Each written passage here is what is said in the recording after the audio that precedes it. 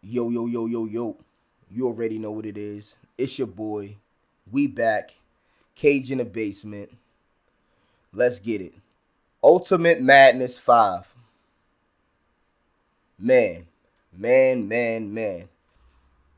All right. Round 1 of Ultimate Madness 5 went down yesterday, May 21st, on Saturday afternoon. Or I should say Saturday evening at this point. Now, we got the notification early in the day that it's only going to be 3 battles. Apparently, Geechee Gotti and True Foe was not going to be battling last night. So the rest of the card was Shuni the Rapper versus Head Ice. We also had None versus Sheed Happens. And we also had JC versus O Red. Now, I'm going to get into probably individual recaps for each battle a little later on when the first round is completely done. But for now, we're just going to give a full event recap. Now, off the back, the fact that it was only going to be 3 battles is already a problem in a way. Not too much, but I wasn't too mad at that because, they're going to make up the battle tomorrow, and that's not really a problem. The only issue I had was the stream took about hour and a half to 2 hours to start up. And that really wasn't a problem at the end of the day because the chat was entertaining. You know what I mean? The caffeine chat is always lit.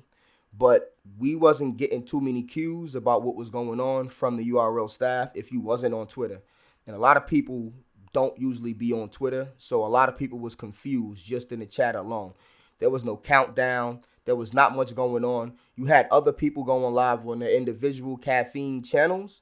I mean, that was cool for information, but again, there's a lot of fans that's probably not necessarily following Jay Black or DNA or whoever else was streaming on there and getting behind the scenes information. So I think that in itself was an immediate problem. I think they could have did a lot better with the communication with the fans that were in the stream itself. I know they was sending text messages and technical difficulty texts in the chat, but it was thousands of people in that chat typing stuff and liking stuff, and those they didn't pin any chat. So if you missed that brief chat, that brief window, you didn't even get those updates. So there's a lot of frustration going on off the rip. That's before anything even happened. Now we get to the actual battle. The venue looked nice. You know what I mean? The commentary is pretty good. Jay Black, Nunu Nails, they always do their thing. They even brought Sue Surf back, Sue Sharp. And, the whole culture's in a buzz about with Sue Surf last battle. So, him just being there had everybody in a frenzy. So that was kind of cool. They made light of the whole situation with the Sue Surf bars. That was kind of cool. We're going to get to that too. And everything was cool. Then we start with the first battle. Now, the first battle definitely set the tone for the night. You know what I mean? None came out the gate swinging. Now, there's a lot of controversy going on with this battle. But I'm going to honestly just briefly go over it now because this is more of an event recap. I'm not going to give my full opinion on a battle. I'm just going to give a few perspectives real quick, and then I'm going to move on. I'm going to have a full recap of this battle specifically when round 1 is completely over because there's a lot more deliberation I want to do when I want to find out who Sheed Happens is going to battle in the next round. But let's just get to the battle itself. Now, I feel like None came out swinging. None is getting very impressive, and he's actually getting better with every battle. Ever since the Snake Eyes battle, he put himself in the pit, and it seems like he's ready to go for it, and he seemed very comfortable up there to me. Now, when the battle starts looking a little bit crazy for me is Sheed Happens also come out, and he's swinging. Now, the difference is there's really not too much separation in the first round as far as material. I think their material was very, very good in the first round. I actually think Sheed Happens came out and he matched None in that first round. But what I would honestly say, I'm only going to go off the first round because I'm going to save the rest of the rounds for my complete recap. But in round 1, I felt like None came out smoking so bad that he made it real hard for Sheed Happens to even win the crowd back or do anything in there. And None was kind of a fan favorite coming into the battle. What Sheed Happens managed to do was, I wouldn't necessarily say he was 100 times better than None with the rapping, but he was on None's level with the rapping. I would say his cadence was a little bit choppy, but the most important thing for me in round 1 specifically was how Sheed Happens commanded the stage. When I saw him pushing None around in that first round, I'm talking specifically the aggression and the way he was performing and pushing None around the stage, I said to myself immediately, I said, oh man, that doesn't look good. I said, I hope that doesn't hurt Nun. Now, he can't really make it an issue or push Sheed back too crazy. He just got to do the best he can on defense and then retaliate in round 2. But like I said, they had an even round 1 when it comes to material. Nun performance was great, but he was giving Sheed his space. Sheed broke that barrier down and was pressuring Nun. And that doesn't look good. When you're a grown man standing on stage and a nigga is bumping you around, making you look little, that does not look good. The body language looks off. You're gonna lose points for that. I don't care what you say. Rapping is rapping, but when shit get physical, it just does. And Nun knew for a fact he had to do something about that. That's why he turned up and did what he did in the second round. Now, that's all I'm going to say about the perspective of the first round. I think the optics made it way more closer than people are trying to admit. And I think the optics may have even edged Sheed happened specifically that first round. I think after Nun got bumped around and Sheed got a certain level of reaction, Nun face started to show a little slight bits of defeat, and he knew he had to turn up. Now, that's all I'm going to say about that battle. Now, we're going to get into the second battle real quick. I was hype about this battle. If you check my timeline, I was all over Twitter. I was all over everywhere basically saying Head Ice is going to win this battle.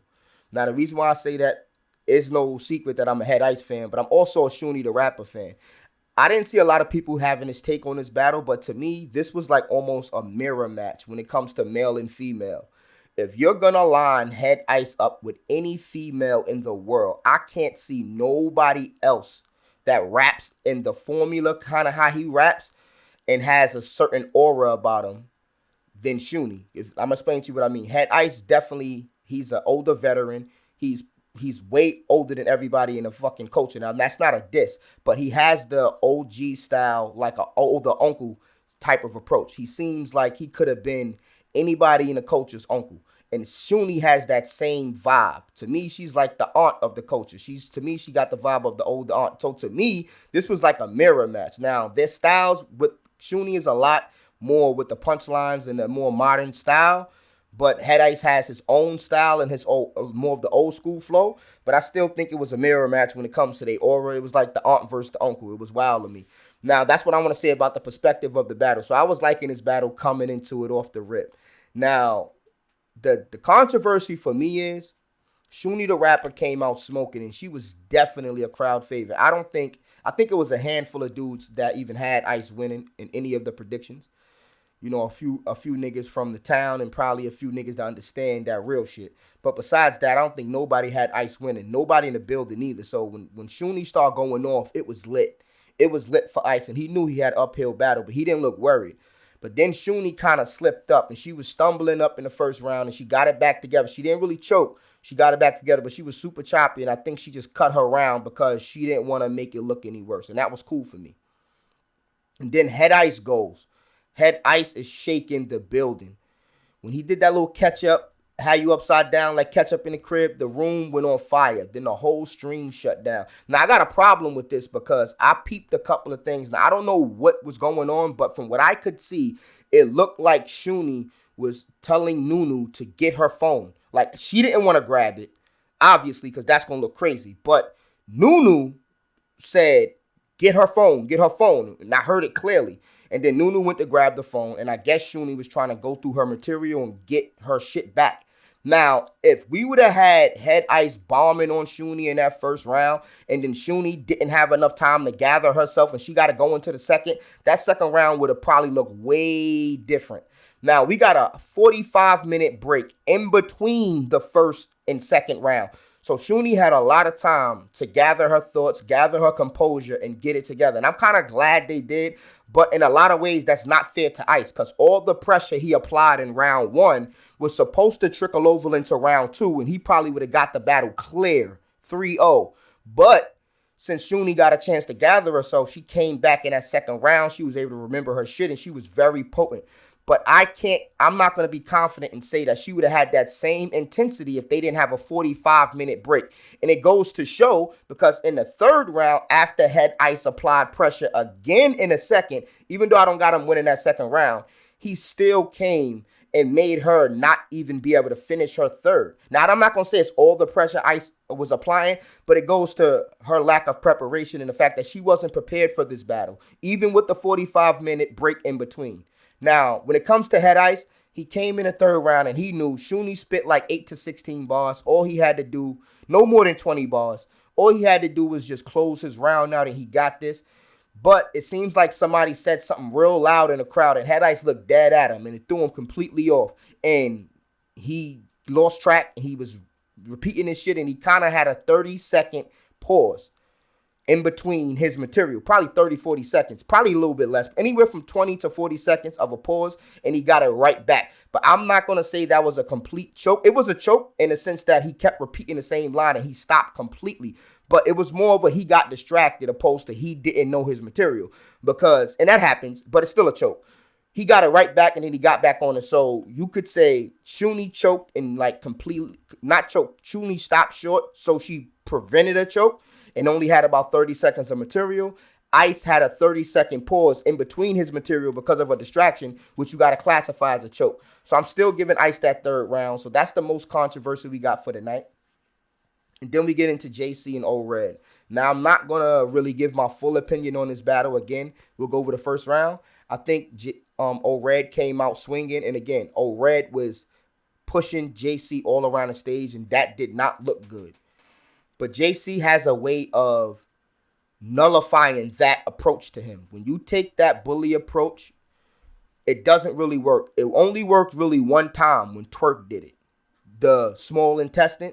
But that's because Twerk was kind of a new guy, and I don't even think a lot of people had Twerk beating JC and going into that battle. So that was very surprising. But other than that, stop taking that approach with JC. Trying to bump him and push him all around the stage is not going to look, the optics isn't going to look good for you when you're way bigger than him. It just looks crazy. It looks stupid. And if he start doing it to you, it's going to make you look way worse than you're making him look. So it's just a bad way. It's just a bad way to play the game because you just open up the door for him to make you look crazy because he's so little. So now you got this little guy bumping and pushing you around and you got to eat it because you just opened the door. So it's just a bad play. So O-Red kind of, started off fire, but he started tailoring off. So I'm giving that battle to kind of JC. But I'll recap the whole battle and explain a lot more. But let's give this event a solid score overall. I'm not going to lie to you. It was tough to get through this event. It was tough. I'm not going to speak too much about the judging. I want to get into that when I talk about my winners. And we're going to see how the judging go today at 3 o'clock. But the event was nasty. The work was nasty. Smack kept getting people names wrong. That was completely nasty. Yo, Smack was like, what he said, black comp or medium. Yo, Smack was wild. And he couldn't get none of the names right. Your boy, too henny to the stage, Smack was in effect. It was wild. Then your boy, he couldn't get Sheed Happens name right. He kept calling the nigga Shit Happens. Yo, shit happened and that was wild. That was funny, but it was too wild. Then you got Calico and John. This is what I am going to say about the judging.